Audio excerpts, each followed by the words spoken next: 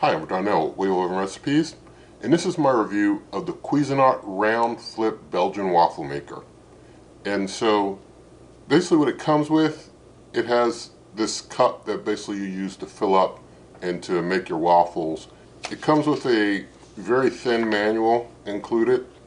The waffle maker itself has a drip pan underneath it, and other than that, it's just the waffle maker unit itself. There's nothing else additional to it. Just try and get that in there.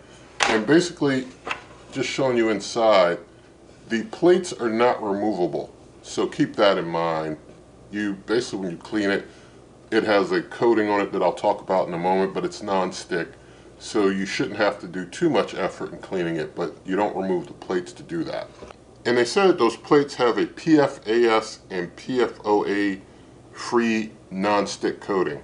And it's kind of interesting because the website says that the plates are PFAS free, and the manual that I found on Cuisinart's website says that the coating is PFOA free. So two different sources, all from Cuisinart dough. And it makes 1-inch thick Belgian waffles and has 5 browning settings. The dimensions are 12.3 inches in length by 8.34 inches in width by 8.18 inches in height. And the weight is 4.27 pounds.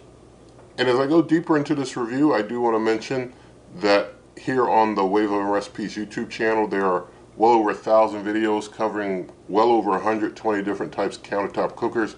And so there's lots more here to enjoy. Also in this video, as it progresses along, if you want to advance quicker, there's the timestamp feature, also the chapters feature, where you can jump to the section of your choice. Here on the outside, you've got the control knob here, your 5 darkness shades. In the back, you've got your power and your ready lights to let you know when it powers on and when it's ready to take batter or when your waffle's ready. And basically, I'll just show you inside real quick. You put the batter in, make like a thin layer of it, and it's got like these ridges here to make sure that you don't like overspill too much. And after you get your nice thin layer of batter in, you can close this up and then you spin it like that, flip it to let it cook, and then when it's done you can flip it back and get your waffle on out of there. Now with the measuring cup, the cup is basically a standard 1 cup size in full. So if you happen to lose this cup, just use a standard 1 cup. It has a line kind of in the middle. You don't need to worry about that. You want to fill it up all the way before you pour it into the waffle maker. And now I want to do some quick independent measurements. We see the height with it closed is about 8 inches. When we open up at full height, it's about 16.5 inches. When we measure this way side to side, we're just at about almost 8 inches this way. And when we measure front to back, we're just about in the 13 inches range. Now I've got the Cuisinart waffle maker next to my personal favorite, the Ninja NeverStick Pro Belgian waffle maker. A full review of this is here on the channel. And so just to compare them, you can see that one, it's stand-up style. You pour the batter in and you just kind of let it set and it rises up, and when you're done you pop it open. You have like one big square waffle with 4 little squares, whereas with this one you've got a more circular type of waffle. Both of them have a non-stick type of coating. I will say, just in my time of using different appliances, I've always found the coating on Ninjas to be very long lasting as compared to most anything else out there. But this one, of course, you have to flip it around and you get kind of that flip style. If that's your preference, you know, you've got that in the Cuisinart, whereas you don't have to do that with the Ninja. And so both of them are pretty, you know, interesting designs. Just a matter of really your personal preference of whether you like something that's just kind of stand up or if you like a flip style. So now it's time to get things plugged in. So I've got it plugged in, and I'm going to switch it to number 3 on the brownness setting. There is no off setting. So you're either plugged in cooking a waffle or you're unplugged and you're not. And so we'll just see how long it takes before the ready light lights up so that we know things are fully preheated. Alright, things just went green, so I'm just going to feel around. Up here it's a little warm. It's like, I'm not burning my hand, but I don't want to keep my hand there a very long time either, if you know what I mean. Underneath, similar down here underneath. And, you know, nothing else here is hot. Everything else is cool to the touch, which is pretty nice. Now I've got a thermal imaging camera, so looking at things from a thermal point of view, what I'm seeing at the top here, it's saying that the center is like 80 degrees, but I think the reflection is throwing it off. It's much warmer than that. So it's not able to give me a true temperature gauge there because things are warm. But you do see kind of in the middle there on those black plates, it's reading like 350.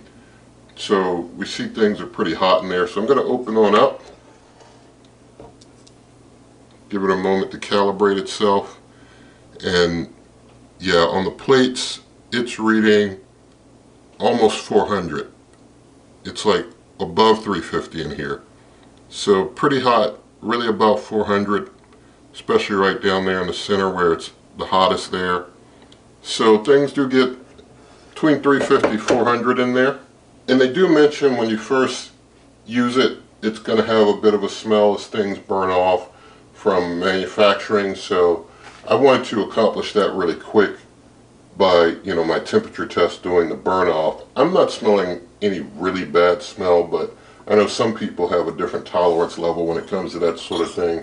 But I wouldn't say that it's very bad compared to some others I've dealt with. I'm going to go ahead and spray it with some oil now. And this is a pump sprayer. I would not recommend an aerosol can type of spray. Those don't always work out as well on these countertop appliance coatings. So this is a hand pump sprayer of extra light olive oil, which should not be confused with regular olive oil or other types. This is a refined type of olive oil for higher smoke point. So Lord willing, it won't be causing us a whole bunch of smoke. So now I'm going to test making some waffles. This is my buckwheat flour chocolate chip waffle batter, and I'll flash the ingredients for it on the screen. And I realize a lot of you may not work with buckwheat flour, but it is a very healthful flour, and it will help us to determine, as any type of waffle would, how well the waffle maker does making waffles. So I'm going to be using this. Some good stuff. So I'm going to go ahead, since things are preheated, open up, get my scoop of waffle batter here, try and fill this thing up best I can. And I'm going to go ahead and pour this on in here, try and distribute it evenly across all the different sections of the plates. Now I'm just going to smooth that out a bit. You want to cover the top of it fully, but at the same time you don't want any spot to be too covered, you know, and that's why the pouring cup helps to make things nice and even. So we got things pretty well evened out here now. So I'm going to go ahead and it's all good, close things up, do a spin, and we'll just let that set there. I thought the light would go out. There we go. Light finally went out. And so we'll let that cook. Alright, the waffle is done.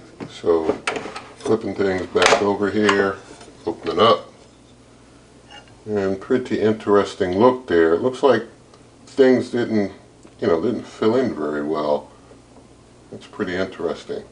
I'm going to try one more, give it a second shot. Maybe make sure I've got more batter in. You see the back side of the waffle does look pretty decent.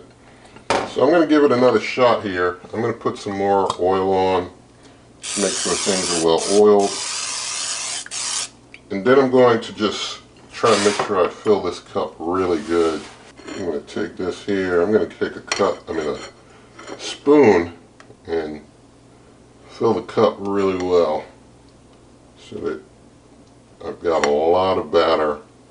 We'll see if things turn out better Alright, I've got like a heaping measuring cup's worth of batter now. There should be no reason at all why things don't turn out better. And I've used this batter in plenty of waffle makers before and gotten decent results. I'm just going to make sure I scoop everything out of the inside there. Alright, so we do have more in than before without a doubt. Just make sure it's covering there, there, and close and flip. And let's see what happens this time around. Alright, looks like things are done.